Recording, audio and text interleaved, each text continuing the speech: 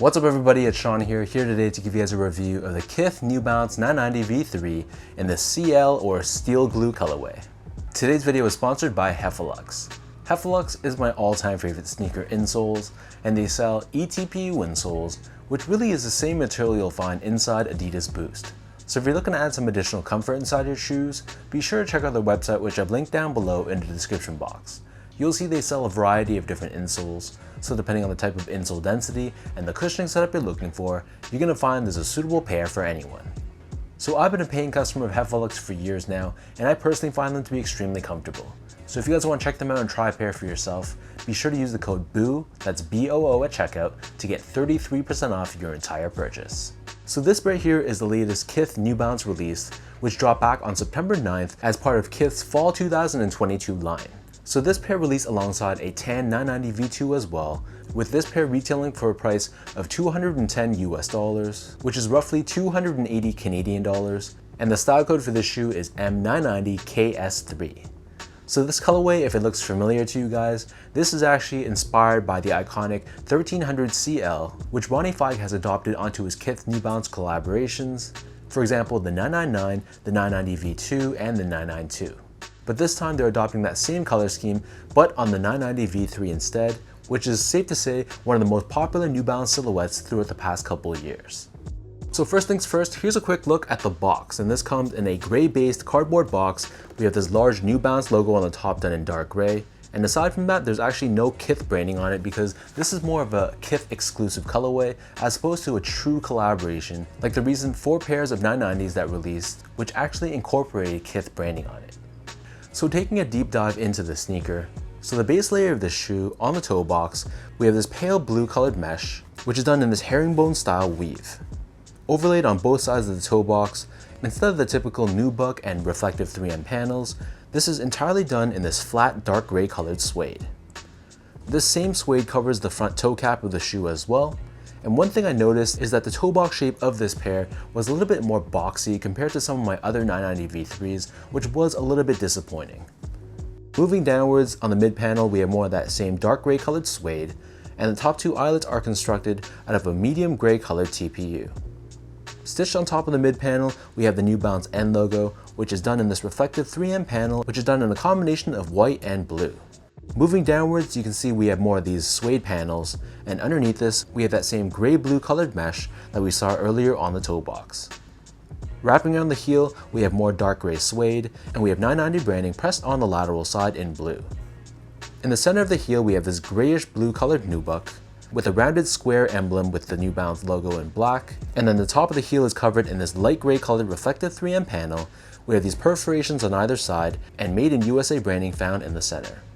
Surrounding the bottom of the heel, we have a silver colored TPU heel clip with New Balance branding, and this helps to give you additional structure and support for the back end of the sneaker. As for the laces, so these come with 4 different lace options. My favorite pair are these pale blue colored laces, but they also give you white laces, cream colored laces, and a dark blue colored lace as well. And one thing to note are all 4 laces are extremely stretchy. Underneath this, the tongue is primarily constructed out of that same herringbone style mesh that we saw earlier on the toe box, and the top of the tongue is covered in this silver colored nylon. It has that waffle style pattern to it, just like most of your other 990 V3s, and bonded across we have New Balance USA branding. The back of the tongue and the interior of the shoe is lined in a white colored nylon, and then as for the insoles, so these come with your standard foam line insole. It's covered in a light blue colored textile on top, and we have New Balance 990 V3 branding stamped on the heel. So the upper of the shoe sits atop this full-length absorbed foam midsole. The foam is painted in white on the forefoot and the bottom of the heel, but we have an end cap wedge, which is painted in this cream color, and this is basically a dual density foam setup, which combines a softer EVA core surrounded by a stiffer polyurethane rim, giving you that good balance of softness with support. Finally, turning this pair over to the bottom, this is just your standard 990 V3 outsole, and in this case, this is constructed out of a black colored rubber. We have that same diamond-shaped traction pattern on the forefoot, along with these 3 horizontal grooves to give you added flexibility. And underneath this in the middle, we have a carbon fiber shank plate, which helps with torsional rigidity and midfoot support. So that breaks down the look and the construction of these Kith 990 V3s. And for those wondering about sizing, to me, these fit me even a little bit bigger than all my other 990 V3s. I don't know if it's just an inconsistency in the factory, but they were ever so slightly more wide foot friendly than I'm used to. So I usually go a half size down anyways in my 990 V3s, so I'm a true size 10, slightly on the wider side, and I got these in a size 9.5, my typical 990 V3 size, and they fit me extremely comfortably. So I don't know if it's just my pair that fit a little bit more roomy than usual, but if you guys own a pair of these, let me know in the comment section down below what you guys thought. To give you guys a point of comparison, I also go a half size down or a 9.5 in other New Balance silhouettes like the 992, the 990 V4, V5, and a lot of my 550s as well. And in comparison, I stick true to size or a size 10 in other New Balance silhouettes like most of my 2002 Rs, the 997 and the 990 V2 because I find that those two models have a bit more of a narrow toe box. And aside from that, I find a lot of the made in UK models fit more snug than a lot of the made in USA ones as well. So the 991, the 1500, 1530, all three of those pairs, I usually stick true to size for those as well. Moving on to the topic of comfort, so these feel like any other 990 V3, which in my opinion is an extremely comfortable silhouette. The thing I love most about this model is that it gives you that good balance of softness while giving you support as well. So you feel that step-in comfort right away. The foam midsole, you can feel a little bit of that compression, so it feels great underfoot, but at the same time, with the inclusion of end cap, you feel very locked in, feel very stable as well, so it's not going to be an overly soft and mushy shoe, but it's still very comfortable in its own way. Last but not least, in terms of the overall quality and craftsmanship, so this is where I thought the shoe was a little bit lacking. So from a quality perspective, the suedes, like I mentioned before, it felt a little bit scratchier than normal, but I wouldn't say that it's a bad quality suede, it just wasn't as good as some of the suedes found on other made in USA models I've seen.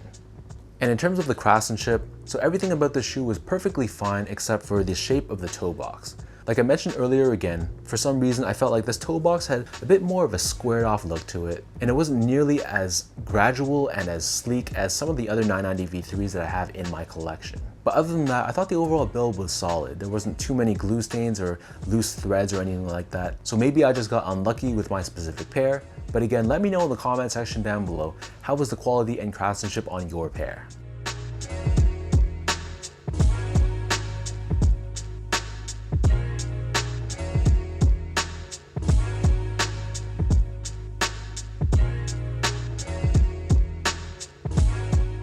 So with all that out of the way now, let me lace these up and I'll show you guys how these look on feet.